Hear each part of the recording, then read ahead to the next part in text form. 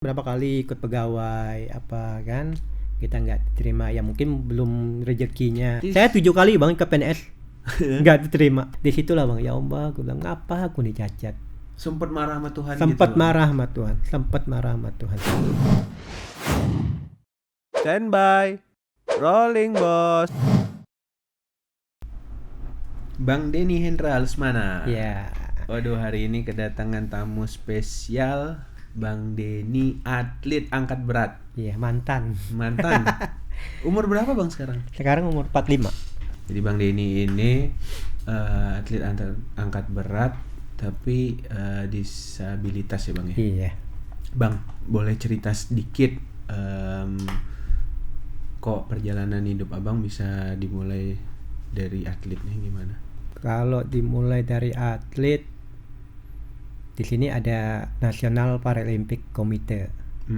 Di situ dulunya NPC, sekarang namanya NPC. Dulu Persatuan Olahraga Disabilitas. Sekarang udah ganti nama kan. Di situ saya diajak teman untuk ikut olahraga khusus disabilitas. Ngumpul lah kawan-kawan Kalimantan Barat, Pontianak. Waktu itu ya coba-cobalah ikut atlet angkat berat. Angkat berat yang ngeri ya? Iya. Bang, tapi sebelum lanjut lagi, abang ini memang karena lahir atau kecelakaan atau apa? Saya bisa cacat di umur 8 bulan. Oh, dari 8 bawaan bulan. lahir. Jadi lahir belum ya bang ya? Lahir belum. Lahir normal, alhamdulillah normal. Terus pas 8 bulan menurut orang tua cerita ya, jadi badan panas, akhirnya disuntik, dibawa ke yang Tanjung Pura itu. Oh, Adpen. Nah, Di situ pulang dari situ berapa jam kemudian kaki sebelah kiri lemah. Umur 8 bulan Umur itu 8 bulan. kelihatan ya lemah. Iya, umur 8 bulan. Terus ketika tumbuh bisa menjadi atlet tuh prosesnya gimana bang? Mungkin abang bisa ceritain waktu abang SD, SMP, SMA. Waktu SD sih sekolah tempat normal. Waktu pertama kali daftar, ada salah satu guru tuh sebenarnya menolak. Kenapa tuh? Ya karena mungkin cacat, ya kan? Karena dulu kami disabilitas ini sangat ini ya, jadi kamu harus sekolah, ya diskriminasi lah. Jadi kamu harus sekolah di SLB, gitu. Saya bersyukur sebelah rumah saya tuh guru, jadi dia bilang gini, ini kakinya yang cacat, otaknya enggak. Subhanallah, mantap. Nah jadi dari siapa gurunya tuh? Bu Manise. Oh, baik sekali. Jadi dia bilang begitu. Alhamdulillah bang, sampailah saya tamat SD 28 dulu 43 yang ikut barisan. Iya kan, dulu sampai saya tamat. Terus saya pergi ke SMP Bawari. SMA-nya saya agak sedikit nakal. Saya cerita lah bang ya. Jadi SMA-nya saya 3 kali pindah. Kenapa bang? Ya bandel karena jujur bang ya, bukan berantem sih. Jadi mungkin karena pengen cari jati diri bang ya. Karena pertama kok kenapa aku cacat sih gitu. Emosinya udah mulai nampak. Mulai nampak. Gitu. Jadi Muhammadiyah saya 6 bulan. Terus saya 6 bulan tak sekolah, ya kan. Nembak di Tunas Bakti. Kan dulu kan zaman-zamannya tembak tuh sampai naik kelas 2 kan. Pas kenaikan kelas, kepala sekolahnya saya masih ingat sama Pak Kaswan. Dia cerita, kamu bisa naik asal pindah. Karena saya ini waulu kata orang tuh. Kata orang Pontianak, saya suka dulu kan. Jadi gini, misalnya yuk belet semua kawan-kawan. Jadi saya waulu kan gitu lah. Alhamdulillah lah dikasih Allah tuh otak-otak encer kan. Jadi kalau ulangan tuh saya bingung, saya selesai malah saya terakhir yang kasihkan soal jawaban tuh saya terakhir, karena jawaban saya ini berjalan waktu sekolah ITB tuh. Saya yang dulu selesai, saya pula yang terakhir ngasihkan jawaban saya tuh. Itu Kan? semua pelajaran dulu unggul Bang berarti. Alhamdulillah Bang, alhamdulillah. Tamat SMA terus saya di Jogja. Oh, kok bisa ke Jogja? Saya waktu itu diajak keluarga sepupu. Akhirnya saya ngambil kursus komputer di sana. Sempat juga jualan di Malioboro, Bang. Oh, pernah jualan di Sempat Malioboro. juga dijual di Malioboro di depan Beringharjo. Mungkin enggak tahu lah masih sekarang atau enggak ya. Yang Iya. kuningan itu yang dipakai rugos, terus direndam air biar ada timbul. timbul namanya. Itu kan tuh orang kawin apa Iya, terima kasih. benar. Itulah saya jualan, Bang. Saya pulang Pontianak terus kenalan sama orang dinas sosial. Mau enggak diberi pelatihan untuk disabilitas. Terus yang tadi Bang, pas udah kerja Udah tiba-tiba masuk jadi atlet tuh gimana ceritanya? Ya kan saya kenalan sama kawan-kawan disabilitas. Heeh. Cobalah tes di sana. Ya udah saya ikut-ikut aja dulu, Bang. Latihannya seperti apa Bang kalau untuk disabilitas? Kita keadaan baring, Bang. Kalau angkatan berat. Jadi kita keadaan baring begini. Gitu. Mungkin bisa diceritain Bang sampai bisa jadi atlet proses latihannya. Proses angkat latihannya beban. tiap hari kita latihan pagi sore. Kadang tergantung kita sih Bang waktunya kan. Waktunya terus dites lagi mau ke prapon. Kok saya sih enggak sampai ke prapon karena saya khusus untuk di provinsi ya Bang karena kesibukan dengan kerjaan. Iya. Karena saya lebih suka cari duit dibandingin jadi atlet. Benar-benar. Tapi gitu. Abang tadi bilang Abang sempat cari jati diri gara-gara Abang ngerasa oh aku ini minder, cacat atau apa gitu. Yang benar-benar ngebuka pikiran Abang bahwa ya udahlah jalanin aja hidup gitu kan. Nggak perlu terlalu dipikirin dan pandangan orang. Pernah nggak sih Bang ada pandangan orang atau apa? Oh banyak Bang. Apalagi kalau soal dalam Abang ya saya buka kayak gini ya. Saya buka-buka deh. Kita pacaran dengan orang normal. Ya orang tuanya nggak suka, Iya. perempuannya suka, gitu kan. Nah, di situlah buktinya Bang saya Bang. Sampai saya ngomong sama orang tua sebut yang mau cacat siapa Bu. Tempat gitu juga ngomong. Itulah cambuk bagi saya Bang. Oh awalnya gara-gara Ya, cinta Bang. iya. Jadi itulah Bang cambuk. Jadi saya berpikir begini Bang. Kita dihargai orang karena kita ada duit.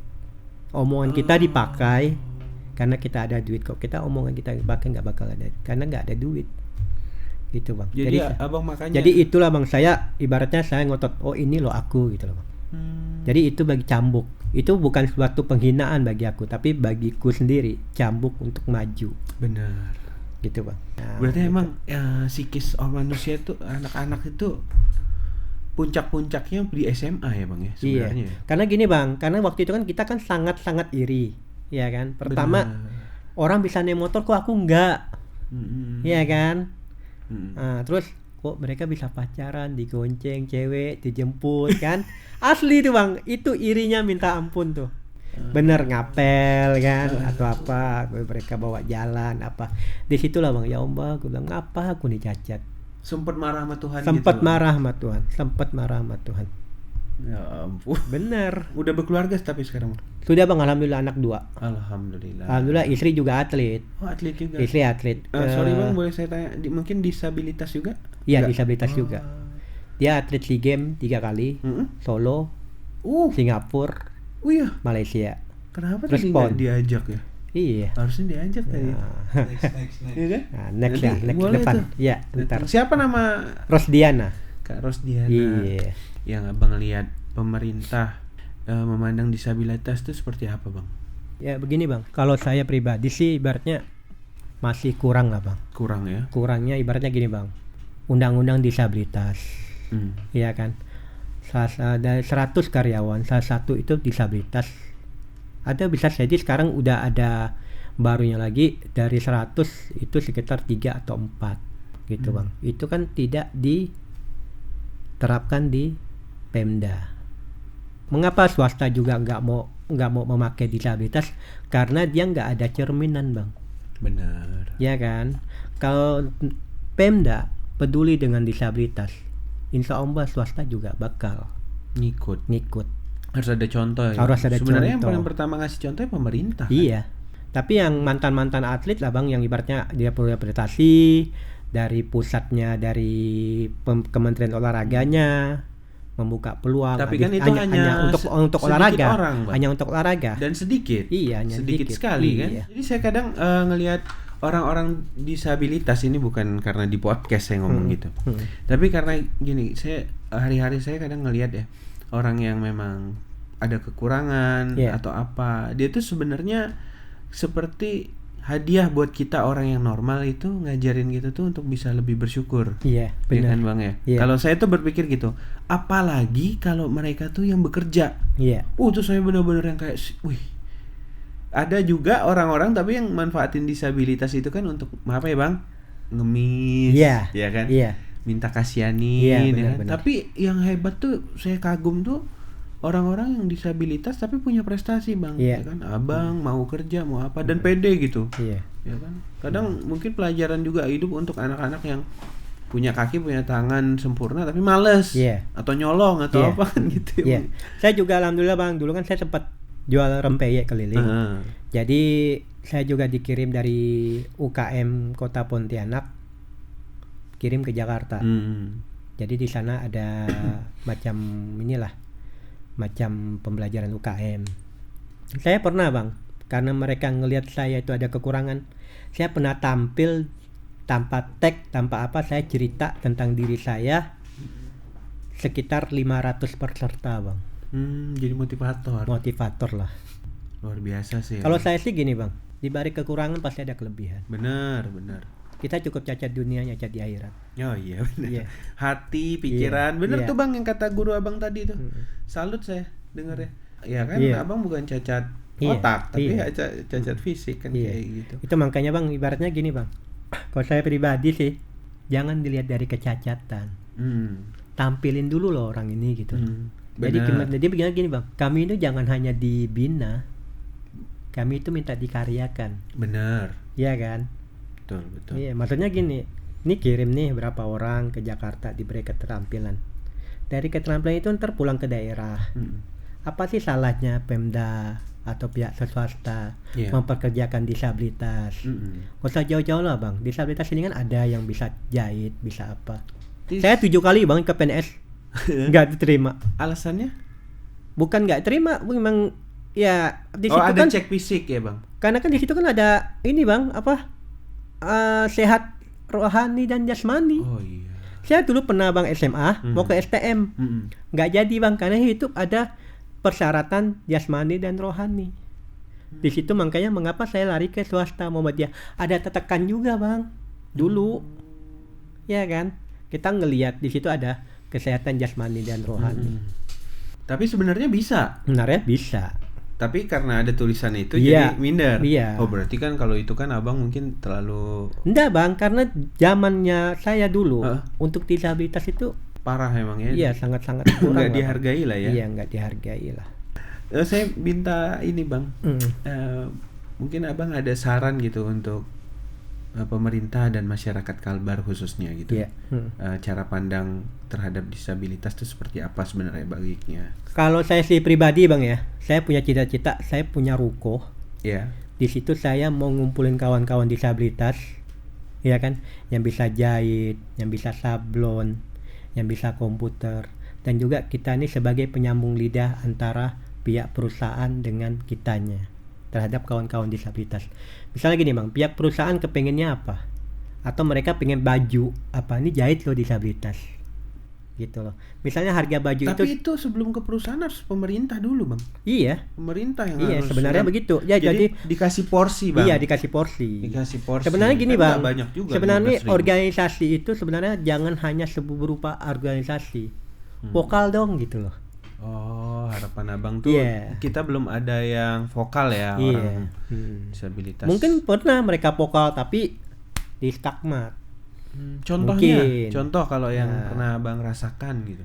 Yang saya rasakan sih ya saya pribadi aja lah Bang, ibaratnya kan berapa kali ikut pegawai apa kan kita nggak terima, ya mungkin belum rezekinya kan. Itu tadi kan Abang bilang karena Abang minder ada tulisannya. Iya. Atau Abang udah memang daftar ikut tes terus Abang ditolak? Pernah gitu Bang. Oh. Pernah gitu Bang. Makanya saya mengapa saya tuh ibaratnya harus jati diri gitu loh Bang. Nah di situ lah Bang, bercambuk juga sih Iya. bagi saya. Kalau itu Bang, harapan Abang yang tadi itu mungkin belum tuntas untuk kita, pemerintah dan masyarakat sebagai penutup podcast. Ya, saya minta ke pemerintah ya lebih peduli lagi lah untuk kawan-kawan disabilitas, dan tolong juga pihak swasta juga tolong mempekerjakan juga kawan-kawan disabilitas, baik itu dari Pemda, baik itu dari perusahaan. Jujur kalau saya ngelihat, saya perhatiin khusus kawan-kawan disabilitas itu sangat-sangat bisa kerja. Contoh, kalau kita ke mall, mereka bisa parkir kan, itu untuk tunarungu. Yang untuk tunanetra itu kita bisa kerjasama dengan hotel-hotel, misal panti pijit, biasanya biayanya misal 140 bisa untuk hotel, 60 untuk bisa untuk kawan-kawan yang ini. Itu kalau di Bali begitu Bang. Kalau di Bali yang untuk kawan-kawan disabilitas yang kakinya, yang tangannya, itu kebanyakan mereka itu ada usaha jahit, jual kue, macam-macam Bang. Tolonglah diperhatikan. Iya. Harapan Abang terhadap pandangan masyarakat ya ke disabilitas tuh harus. Pandangan saya kepada masyarakat, apalagi yang punya keluarga yang cacat, tolong jangan disembunyikan. Tolong jangan disembunyikan. Biarkan dia bekerja. Iya, jangan malu ya. Jangan malu punya kawan, punya keluarga, punya adik, apa yang cacat, jangan malu.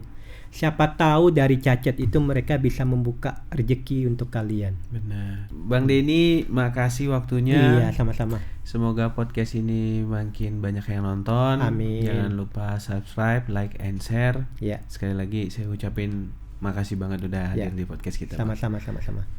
Ya, assalamualaikum. Waalaikumsalam.